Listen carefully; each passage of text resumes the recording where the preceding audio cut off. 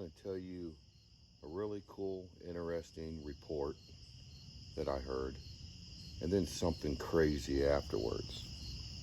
Well, I'm not sure if I mentioned this before on any of my videos, but I'm a contractor.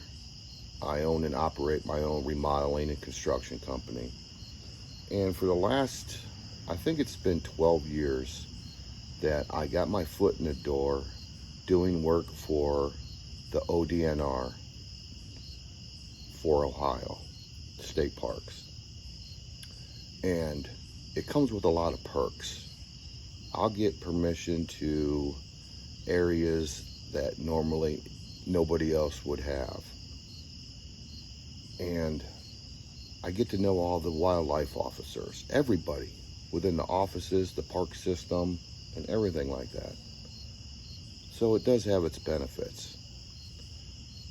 But here is the report that I got. And I've been thinking about it ever since, and it's been a few months. I believe it happened in the first week of June. A family, husband, wife, and 3 boys. The boys, I believe, were all under the age of 15. They had an RV, and they were traveling, I'm not sure from what state, but they had to go through Ohio, and they decided to spend the night at a campground where I do a lot of my research in this park. And they was on their way to New York to go on a camping trip with family. So I'm not sure what time of night this was. I'm guessing anywhere from between 9 p.m. and 1 a.m. The family went inside the RV for the night to put the boys to sleep. And at one point, the husband came back out of the RV to the campfire, just to chill out for a little bit by himself. The fire was almost out. It was smoldering, but it still had a little flicker to it where it was flashing and, lighting up the wood line a little bit, which the wood line, from what I understand, was probably about 30 yards away, something like that.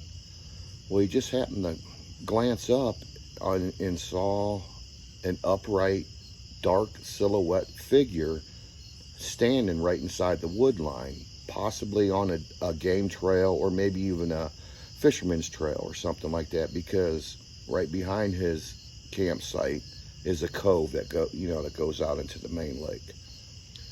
So apparently he yells and he says, "Excuse me, can I help you?" Because this whole time he thought it was a person.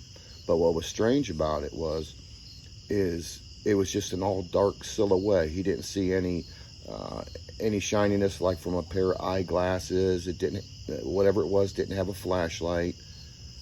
Nothing distinctively to where he can say it was a person. And it just stood there looking at him. And at one point, I guess it turned and looked another way and turned back. And he said, "Hey, you're creeping me out. Stay away from me and my family. If you're not going to answer me, I'm going to call a wildlife officer right now. It's just not cool what you're doing. What do you want?" And it stood there. I guess this went on for a minute. Which is a lot of time for something like this that happens. And the husband, the man, said all of a sudden this thing just turned and walked deeper into the woods, and that was it. So he made this report to the park officers. And what I was telling you at the beginning of this video clip, I know most of the park officers, know them by first name. A couple of them I do have their cell phone numbers. They're great people, and they're good to have on your side. So I saw this officer one night about a month ago, and he said, "Hey, Tim, I've got something to tell you." So that's why I've been hitting this one area real hard during the day a little bit, and then especially at night, with the thermal. Now, here's for the crazy story. And this is for everybody to watch out in the state park systems. They got a call from somebody down at the end of one of the dead roads that where they all park and go fishing in the cove, at night with lanterns, catfishing, or whatever it is they do. Well, somebody called in to the office. I'm not sure if it was a 911 call or to the park officers or to the sheriff. But anyway, they said on the phone that there is a man tied to a tree in the woods naked. Yeah, no joke. So the rescue squad and everybody gets down there, and they walk up to this guy, and he's chained to this tree with locks and everything. I guess it was really a good job what somebody did to him, as in securing him to this tree. They had to bring in the bolt cutters, stuff like that, put some clothes on the guy.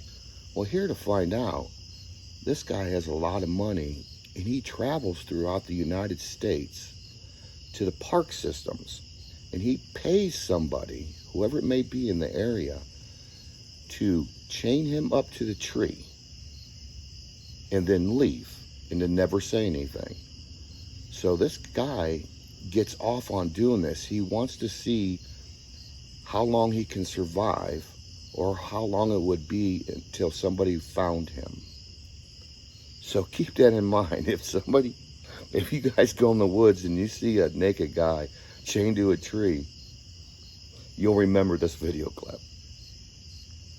So, all right, we'll get on with the short videos of this area that I've been hitting real hard. I kind of jump back and forth, but you know what? I'm not a movie producer. I'm not a movie director. I don't care about that stuff. I upload videos because there are some people out there that like to watch what I do. All right, we'll see you again soon. Hopefully with Bigfoot footage. Yeah, right.